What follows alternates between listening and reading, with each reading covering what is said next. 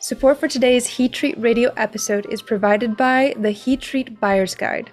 Use the free online directory to find Heat Treat service and product providers near you. Go to www.heattreatbuyersguide.com. Welcome to Heat Treat Radio. Glad to have you tuning in via video or audio at heattreattoday.com. Today, we're meeting another Heat Treat legend, Suresh Jhawar, who is the former president of GM Enterprises. Doug Glenn, Heat Treat Radio host and Heat Treat Today publisher, will be asking him how he became a legend in Heat Treat and what words of advice he can offer us on how to be a good heat treater and an excellent leader. Let's jump in. Well, welcome everyone. This is Doug Glenn once again with Heat Treat Today, with the great honor of talking with another Heat Treat legend. Today we're going to meet with Mr. Suresh Jhawar, who was very instrumental in the founding of a vacuum heat treating company and other experiences. I'll let him tell some of that story. But first off, Suresh, thank you so much. It's really, really nice to have you with us.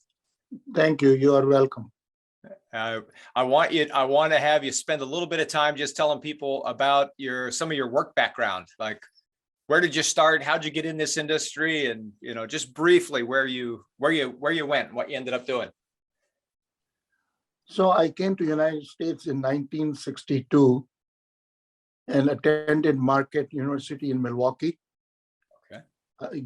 I graduated with Bachelor of Science in Mechanical Engineering and MBA in Marketing. After that, in 1970, I started at Ipsen Industries as a senior project engineer. Okay. For the vacuum furnaces. And within a year, I was promoted to the position of Manager Engineering Services. Mm-hmm.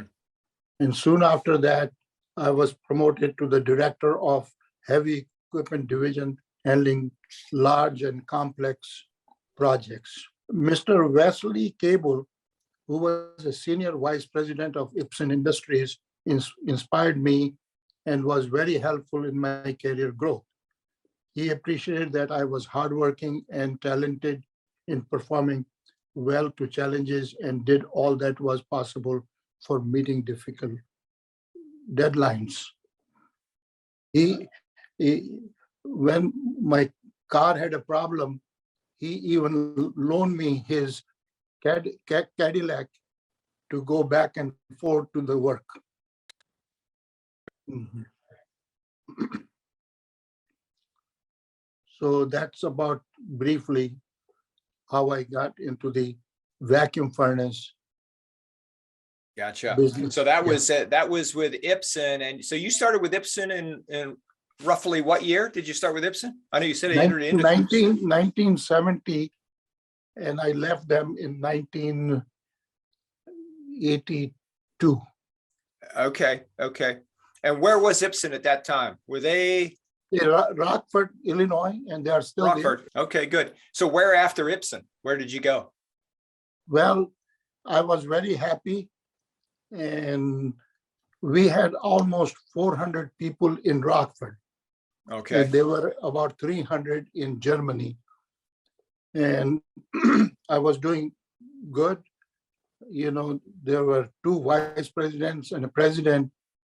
And then after that, I was part of that management team. So I was in the top 5 people at Ipsen and driving the company in cost savings, improving products, customer relations.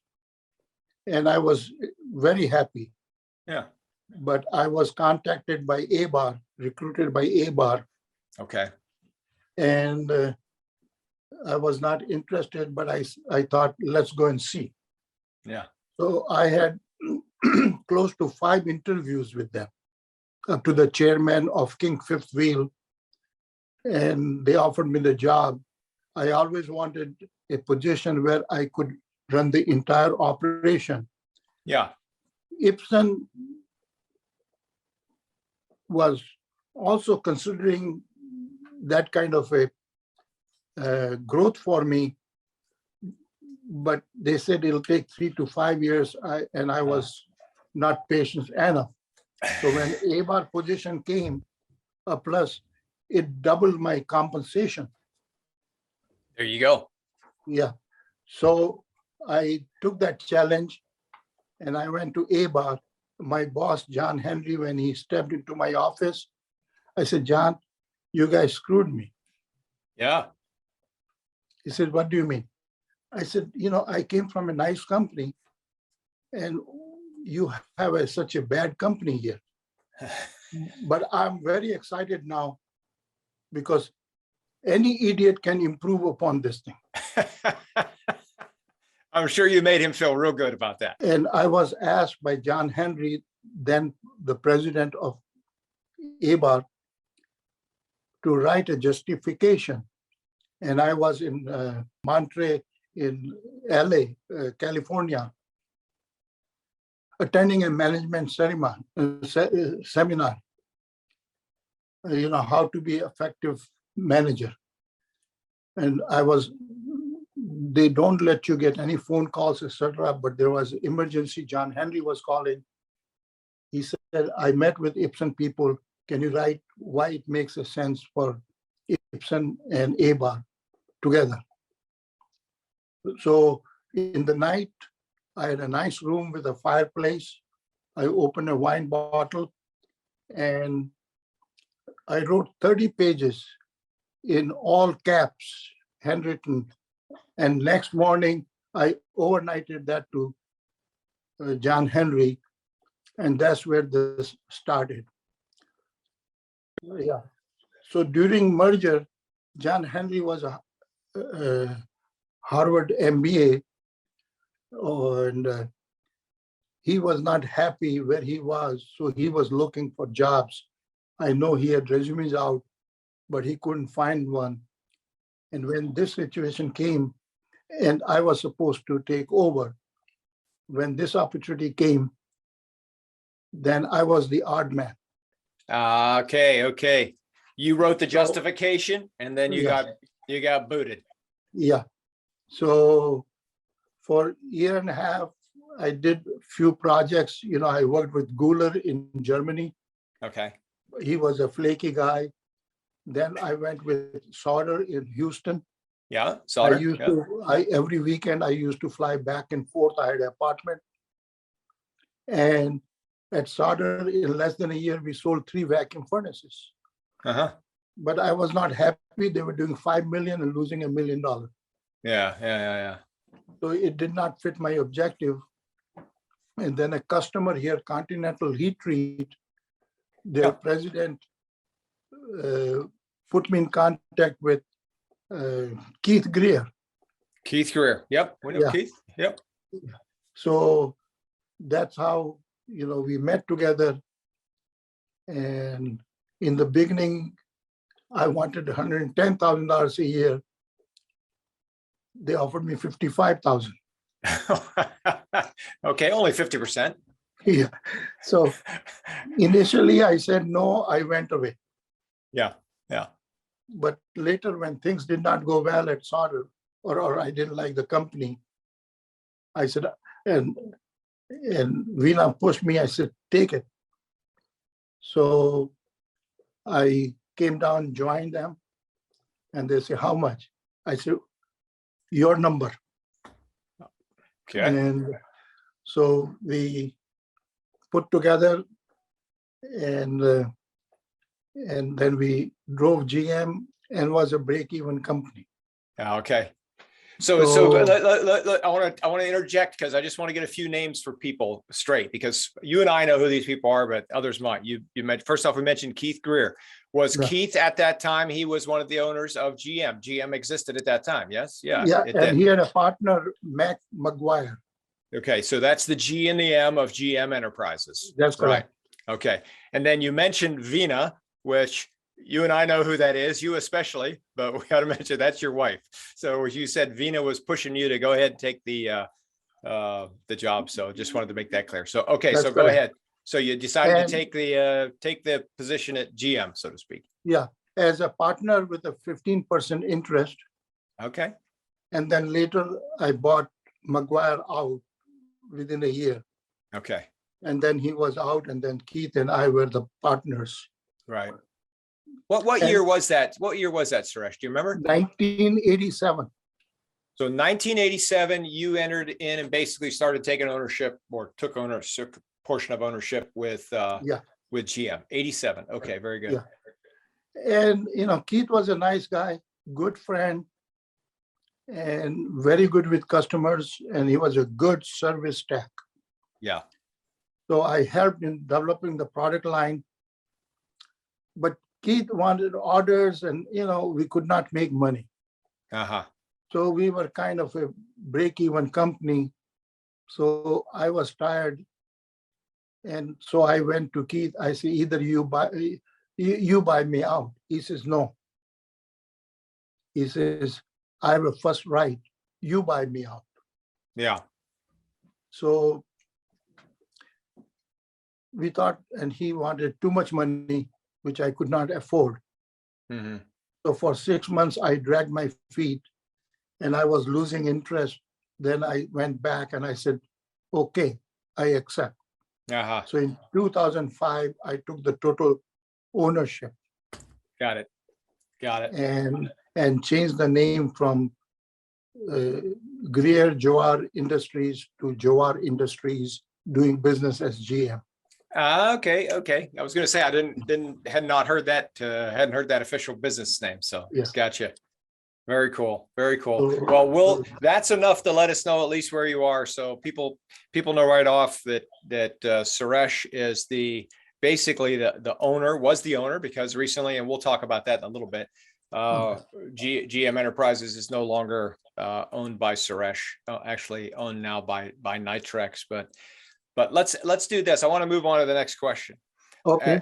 In your years, let's say, as you were starting to either get involved with the industry or as you were in the industry, can you think of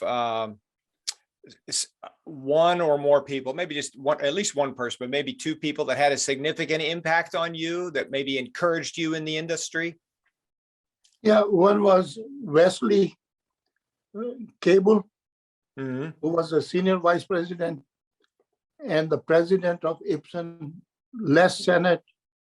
And then the next president was, I'm trying to remember his name. He was very supportive of me, Lou Clay. Okay. Good. And these guys all were just an encouragement to you in the sense of, hey, get out there and do it, or how were they encouraging? They like the way I approach with people, the business, customers, hardworking, meeting goals. Yeah. So I was number one choice for them. Yeah. Nice. Very good. So when you look back, Suresh, over your career, can you think in your mind what might have been the top 2 or 3 major accomplishments that you've done? At Ipsen, I became technical assistant to the president Mhm. and traveled with him extensively to Poland Okay. and Romania. I was 10 times visited Poland in less than 2 years, every other Huh. month. Huh. Yeah. What? No, And- just curious. Why Poland? What was it? What was there? Do you recall? For the steel mill and annealing of silicon steel coils for the transformer steel. Okay, gotcha. Laminations. Prior to that, at Ipsen, we sold 8 furnaces to Armco Steel in Middletown, Ohio. Okay. Mm-hmm. So there was a large project of 10 furnaces. And remember, at that time, Ipsen was doing only 12 or 13 million. And that project was like a $6 or $7 million project. So we finally,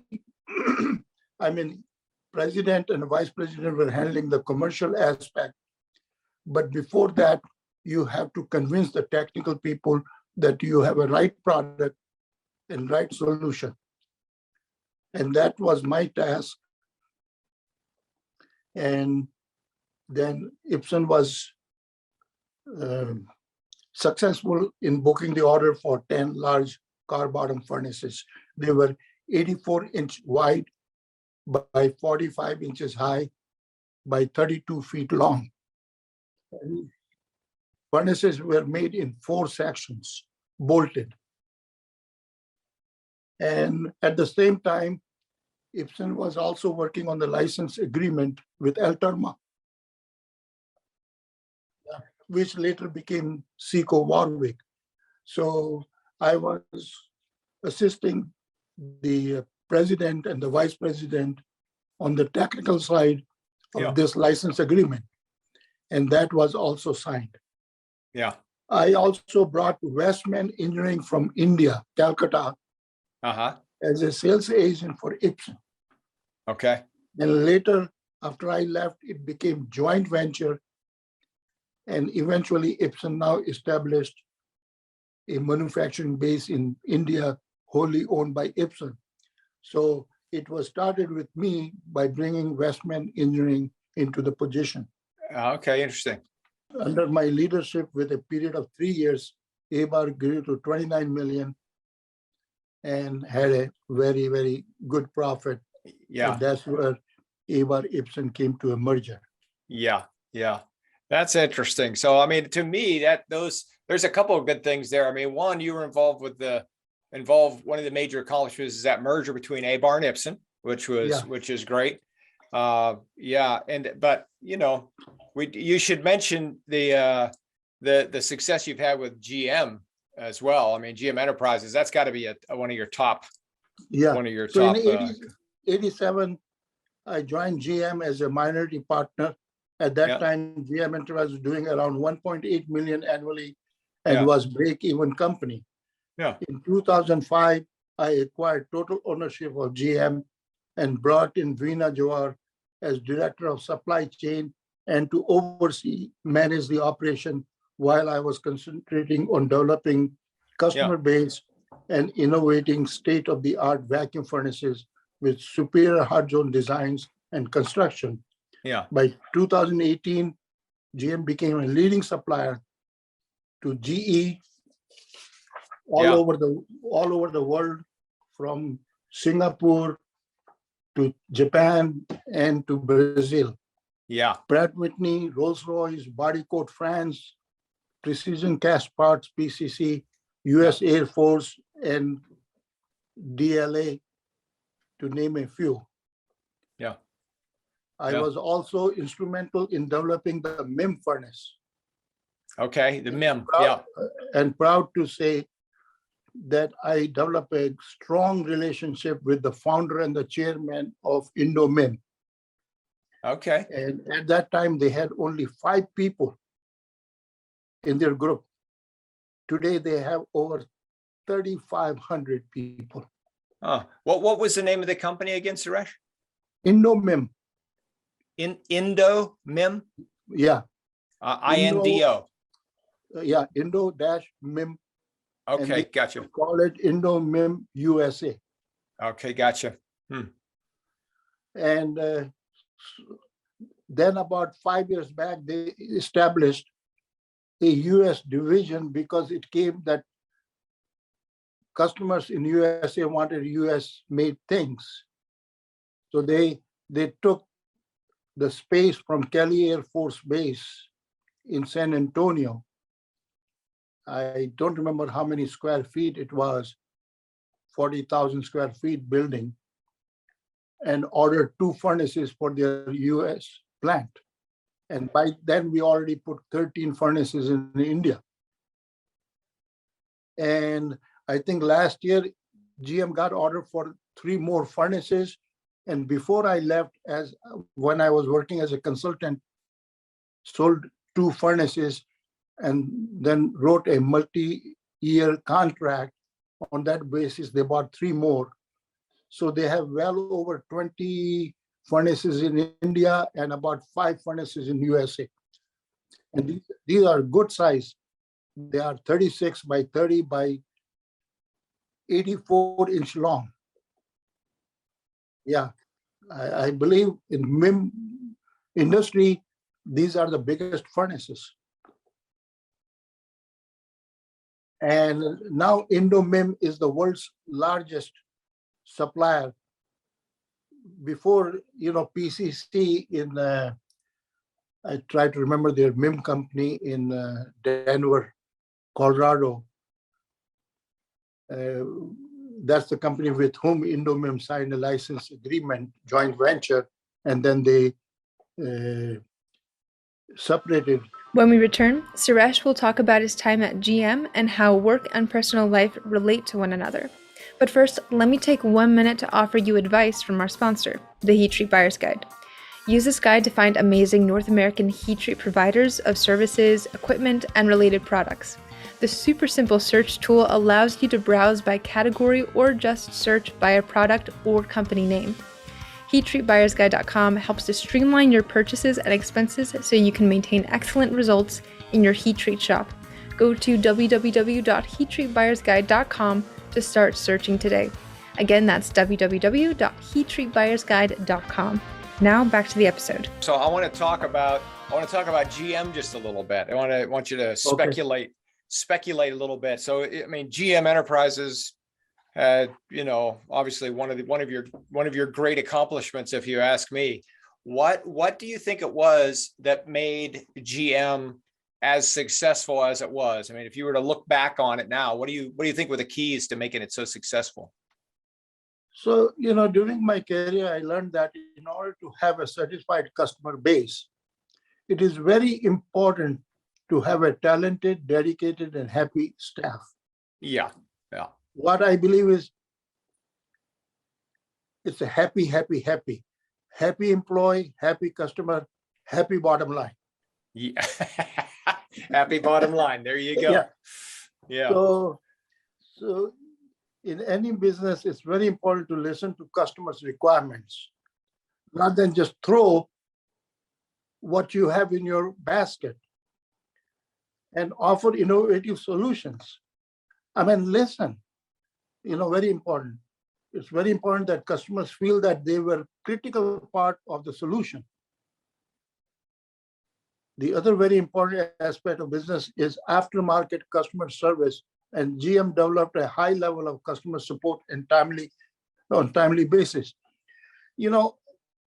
At other places, if a customer has a warranty problem or has a problem, they call the home office, and the first thing the people say, give us a PO. But listen, at General Electric, Pratt Whitney, these guys cannot issue a PO. So we used to jump on a plane, we go and take care as GM. After solving the problem, we say, customer, you screwed this thing up. You got to pay us. I'll say half of the customers, they pay full charge. 25 to 30% people, they split the cost. 10-15% says, screw you. So it was a good average. That was one of the key differences between us and other furnace suppliers. Yeah. So your point is you just immediately responded. Let's get out and fix the problem. Then we can talk about terms later. Yeah. So just imagine for $5,000, $500,000 or $750,000 equipment is down. Yeah. So it's not good. No. Yeah. No. So you go and take care. So that's how you develop a good customer loyalty. Right. Right. That they can depend on you. I'm pretty sure that we are the highest bottom line in the industry. Yeah. Could very well be. We had the highest at Ipsen when I was there. It was the highest at ABAR and then at GM. Yeah. Well, I'm starting to see a trend here, Suresh. It's every place you've gone. If you weren't making a happy bottom line, it was an issue. You like the happy bottom line. Yeah. I say happy. Yeah, happy. You bet. Yep. Then I had a song. In Muslim religion, they raise their hand up.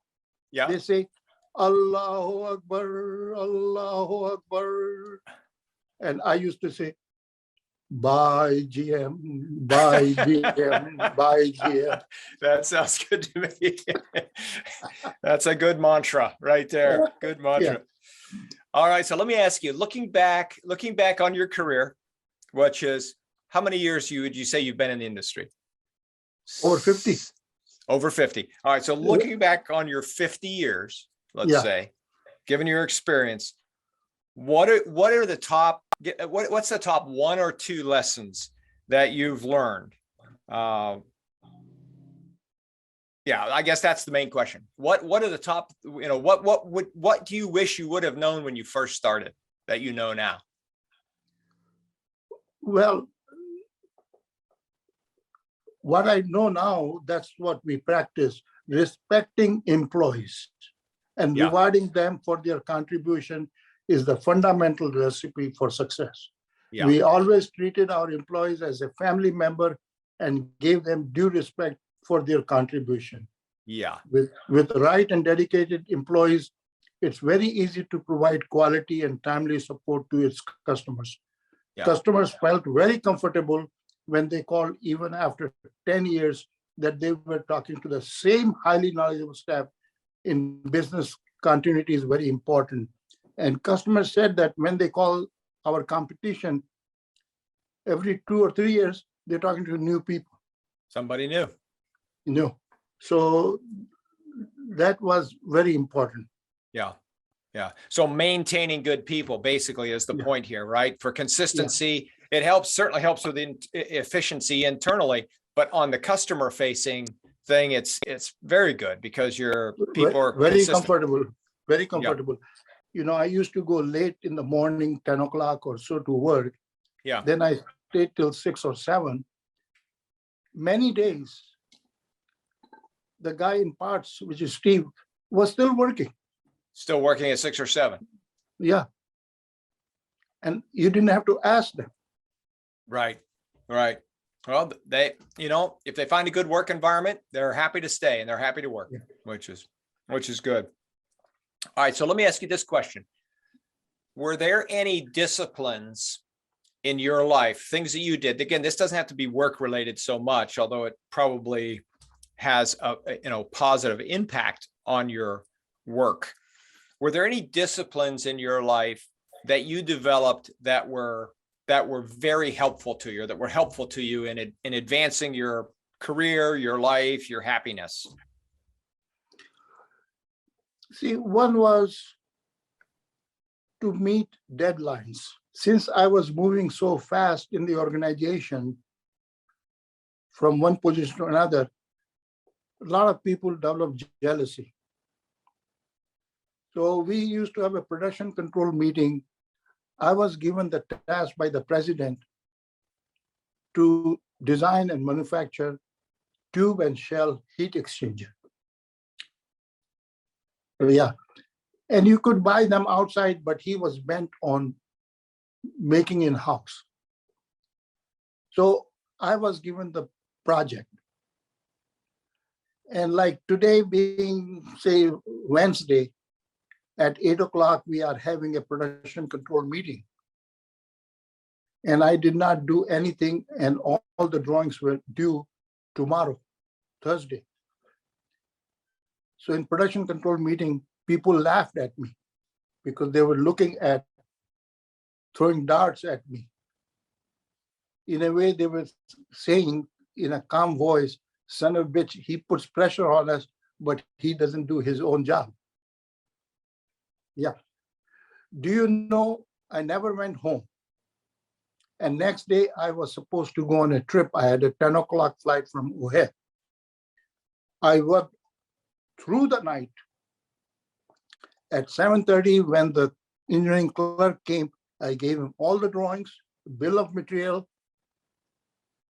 and left for O'Hare and took a nap in the plane. So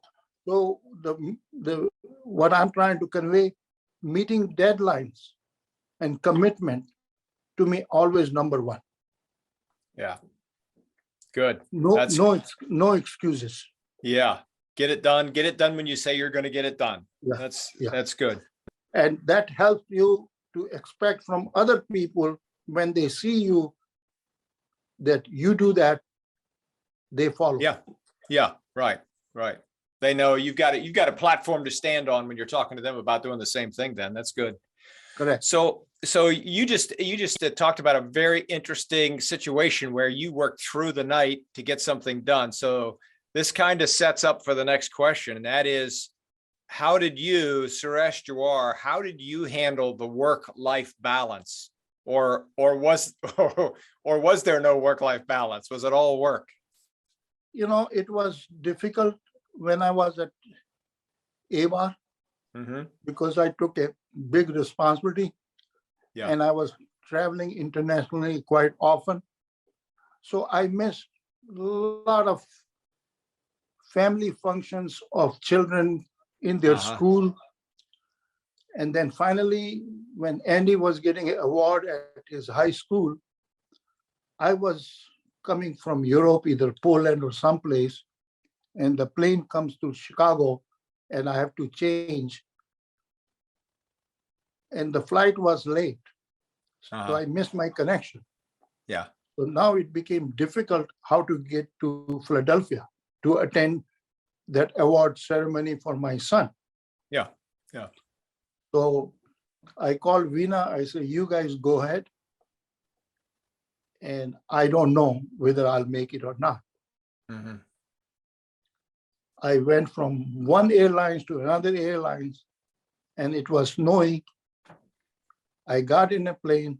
I reached Philadelphia airport the time when the program started, but I was at the school at the right moment when Andy's name was called. I was there. That's great. That is great. Yeah. Well, you do what you can, you know, you got to get there. So, and you've got what, 2 children, correct? You and I have talked about this before, Andy and Sherry. Yeah. Right. If you can look back on your career again, what was the most memorable experience that you've had? Either a highlight or a most memorable thing that happened to you? So at GM, it was easy because Veena and I worked together. Yes. So it was pretty balanced that way. We were both workaholic and had the same goals. Yeah. So it was much easier compared to other places. Yeah. Yeah. So coming back to that, see, I was an average student in India. Okay. I mean, a B student or so. And my parents didn't want me to leave India. But I was interested. I researched UK, Germany, and USA. I found that in UK and Germany, it would take me 4 to 5 years to get a Bachelor of Science in Engineering. Okay. And the cost was half of USA. But in USA, I could do it in 2 years. The reason is I already had a Bachelor of Science from India. So they were giving me advanced credits. So I started as a sophomore. Okay. So I did my undergraduate mechanical engineering in 2 years here.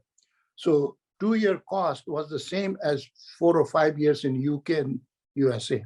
Okay. So I used to go to US library, do this. My parents didn't support, but I went and got my passport, got visa.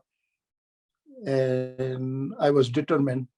And I landed in 1962 to USA. Yeah. Did that answer the question?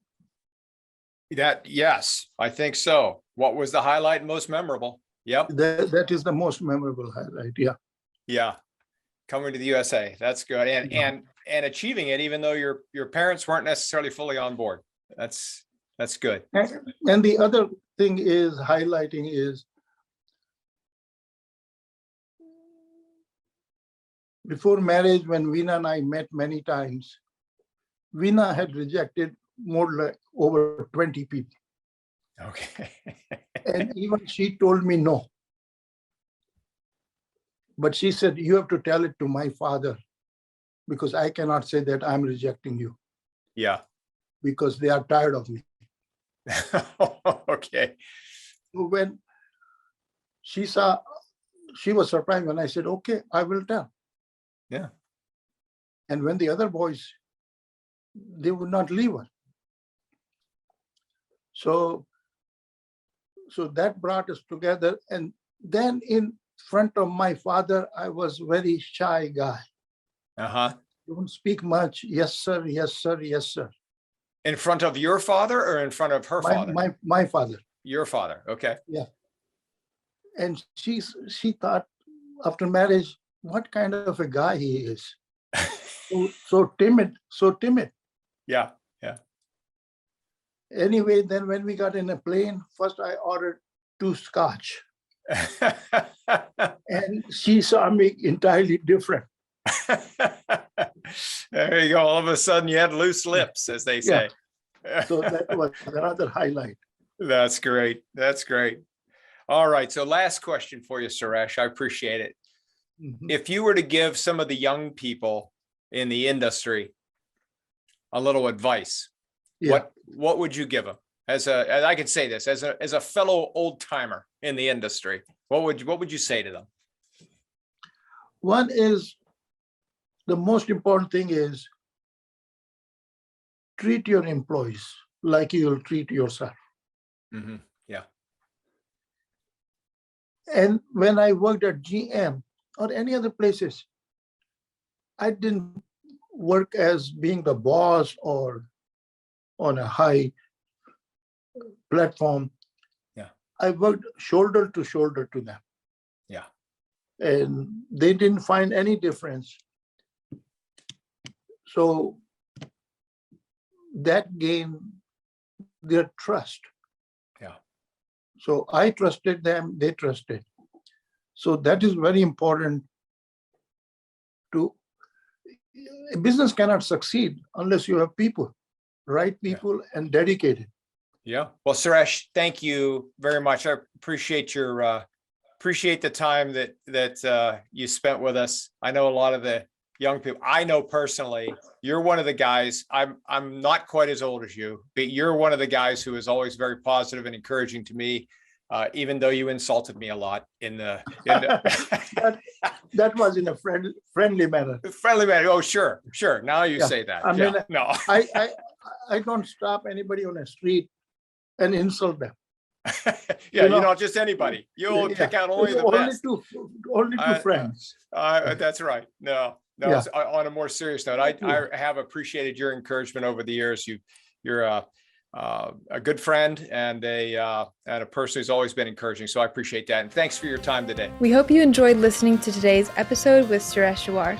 Heat Treat Radio is on Spotify, Apple Podcasts, SoundCloud, iHeartRadio, Podbean, and the website www.heattreattoday.com/radio.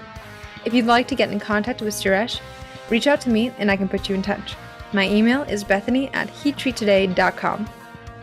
Do you have a new or interesting idea that you want to hear discussed on Heat Treat Radio? If so, let me know.